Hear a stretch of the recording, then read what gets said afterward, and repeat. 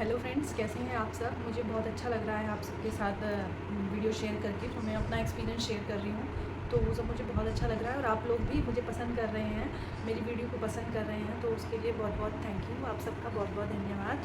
तो आपको पता ही है कि मैंने अपना एक्सपीरियंस शेयर किया है आप लोगों से और बताया है कि मेरे पास तीसरा बेटा हुआ है। मतलब पहले 2 बेटियां हैं और तीनों ऑपरेशन हैं। तो कुछ सिम्टम्स मैंने शेयर कर दिए थे और कुछ बाकी रह गए थे, तो जो बाकी रह गए थे वो आज शुरू करते हैं। चलिए स्टार्ट करते हैं। तो बात करते हैं नाभि लाइन की। जो मेरी नाभि लाइन थी वो एकदम सीधी थी, ऊपर टमी से आते और मतलब नेवल से नीचे तक वैसे तो सीधी थी, लेकिन जैसे ही नेवल से नीचे की बात करें तो हल्का सा स्लाइड स्लिट होकर फिर सीधी थी। मतलब थोड़ी सी हल्की सी टेढ़ी गई फिर सीधी थी, लेकिन वैसे देखो तो वो सीधी दिखती थी। मतलब इतना कुछ फ़र्क नहीं नज़र आता था, लेकिन अगर ध्यान से देखो तो पता चलता था। तो बात करते हैं नेक्स्ट सिम्टम्स की। अच्छा, तो काफ़ी लोग मुझसे प्लेसेंटा को लेकर भी बहुत सारे क्वेश्चंस पूछ रहे हैं। कोई कह रहा है कि आपका प्लेसेंटा सेम था या चेंज था। तो हाँ, मेरा प्लेसेंटा 7-8 मंथ तक सेम रहा, लेकिन जब लास्ट में मैंने अल्ट्रासाउंड करा, मेरा प्लेसेंटा था वो पहले तो पोस्टीरियर चल रहा था। मतलब जो शुरू में जैसे अल्ट्रासाउंड कराते हैं उसमें मेरा पोस्टीरियर आया था, लेकिन लास्ट का जो मेरा अल्ट्रासाउंड हुआ उसमें प्लेसेंटा मेरा एंटीरियर आया। और तब मुझे थोड़ा सा लगने लगा था, क्योंकि दोनों बेटियों के टाइम सेम था, दोनों के टाइम पोस्टीरियर था, लेकिन इसमें जो है एंड में एंटीरियर हो गया था।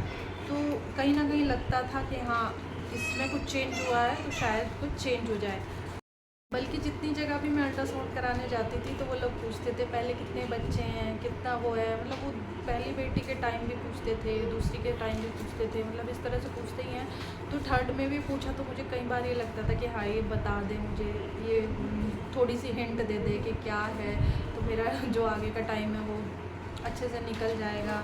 नहीं तो टेंशन तो रहती है देखो, क्योंकि थर्ड सिजेरियन बहुत मायने रखता है, बहुत हिम्मत चाहिए होती है। सच में मैंने कैसे कैसे मैंने दिन देखे हैं, कैसे मैंने अपना टाइम काटा है वो मुझे ही पता है, लेकिन भगवान की असीम कृपा रही जो ये सब हुआ। तो प्लेसेंटा वाला क्लियर हो चुका है सबको।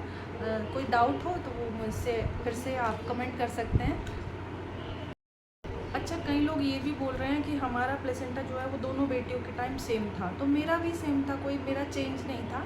दोनों बेटियों के टाइम मेरा सेम ही प्लेसेंटा था। पोस्टीरियर अब तक भी मेरा पोस्टीरियर रहा है, लेकिन लास्ट के मंथ में जो मेरा अल्ट्रासाउंड हुआ है, मैं आपको पिक भी लगा दूँगी। तो जो मेरा अल्ट्रासाउंड हुआ है उसमें मेरी रिपोर्ट जो है वो एंटीरियर आई है।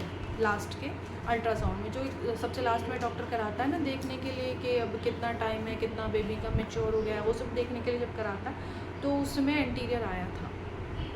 अच्छा, अगर सोने की बात की जाए तो मैं दाईं करवट सोती थी, और अपनी बड़ी बेटी के टाइम भी मैं दाईं करवट सोती थी। बीच वाली के टाइम में बाईं करवट सोती थी। तो मुझे नहीं लगता कि करवट से या किस साइड सोने से आपको ज़्यादा कुछ फ़र्क पड़ता है। और बात करें अगर मोमेंट की, तो वो मुझे लोअर साइड में फील होते थे, लेकिन राइट साइड में ज़्यादा लगता था। जब मेरी बीच वाली बेटी थी तो मुझे लेफ़्ट साइड में ज़्यादा लगता था, वो थोड़ा ऊपर के साइड थी, मतलब सांस लेने में थोड़ा दिक्कत रहती थी।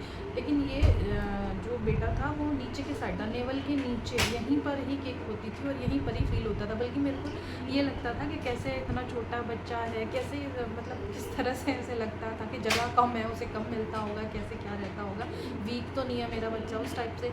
लेकिन नहीं, वो बेबी बॉय के टाइम ऐसा होता है, आपको एकदम लोअर फील होता है, एंड तक भी वो लोअर ही रहेगा, वो अपर नहीं जाएगा। लेकिन बेबी गर्ल होगी वो धीरे धीरे धीरे धीरे अपर आने लगती है, ऊपर आने लगती है।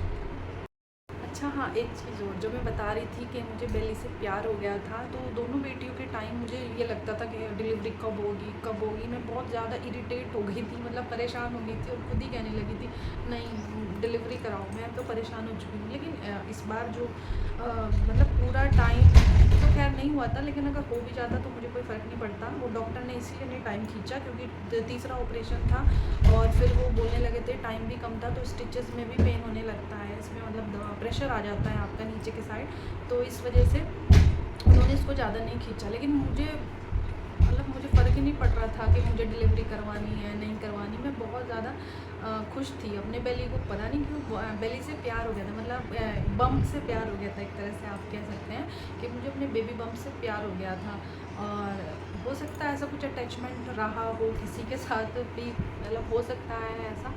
और अच्छा, एक बात और, बेबी बॉय के टाइम में आपको जो मतलब जो डिफरेंट फील होगा और डिलीवरी से, तो वो आपको 9 मंथ से ही होगा। 8th मंथ खत्म होने के बाद जैसे जैसे आपकी डिलीवरी की डेट पास आएगी, तो आपको तभी से ही पता चलना स्टार्ट हो जाएगा कि हाँ बेबी बॉय है, मतलब कुछ चेंज है। इस तरह से करके, जैसे बॉय है तो गर्ल का है और गर्ल है तो बॉय का, मतलब जिसका जैसा है वो फील होने लगता है, वैसे पता चलने लगता है। और अच्छा, टमी का शेप मैंने बता ही दिया कि वो अंडाकार रहता है, मतलब जो आपका वो बेली होगा वो आगे की तरफ ही रहेगा, साइड में बिल्कुल भी फैट नहीं था मेरे, मतलब फ्लैट थी कमर जैसी अभी है, अभी ऐसी ही थी, साइड से जैसे वो निकल जाता है कई बार फैट इधर से उधर से, तो कहीं नहीं था और ठीक था, मतलब बीच में ही शो होता था अंडाकार इस तरह के शेप में, ऐसे ऐसे रहता था और वो फैला हुआ नहीं था बिल्कुल भी आगे, और छोटा था, ज़्यादा बड़ा नहीं था, छोटा था। अच्छा फ्रेंड्स, अगर कुछ छूट गया हो तो वो मुझे बता दीजिएगा, मैं अपनी अगली वीडियो में या आपके क्वेश्चंस के लिए अलग से एक वीडियो और बना दूंगी। और अभी मुझे एक वीडियो और प्रिपेयर करनी है, वो कि कंसीव के लिए किस तरह से डेट निकालनी है, कौन सा दिन चूज़ करना है, वो सब के लिए भी मैं एक डिटेल वीडियो बनाने वाली हूँ। अभी आपको पता ही है 3 बच्चे हैं, तो उनके साथ टाइम निकाल पाना थोड़ा सा मुश्किल हो रहा है। मुझे DM तो आ रहे हैं लगातार, इंस्टाग्राम पर भी पूछ रहे हैं और यहाँ पर भी आप लोग पूछ रहे हैं, लेकिन थोड़ा सा क्षमा चाहती हूँ उस चीज़ के लिए कि मैं पूरा तरह रिप्लाई नहीं कर पा रही हूँ, लेकिन जैसे जैसे टाइम मिलता जा रहा है मुझे, मैं आपके रिप्लाई कर रही हूँ और कोशिश कर रही हूँ कि पूरा आपको सेटिस्फाई करूँ अपने आंसर से, अपना जो एक्सपीरियंस है वो शेयर करूँ। और राधा रानी से यही प्रार्थना करती हूँ कि जैसे मेरी सुनी, ऐसे ही भगवान हर एक लेडी की सुने, हर बेटी को भाई दे, हर माँ को बेटा बेटी, जिसको जो चाहिए सबको वही दे। धन्यवाद। राधे राधे।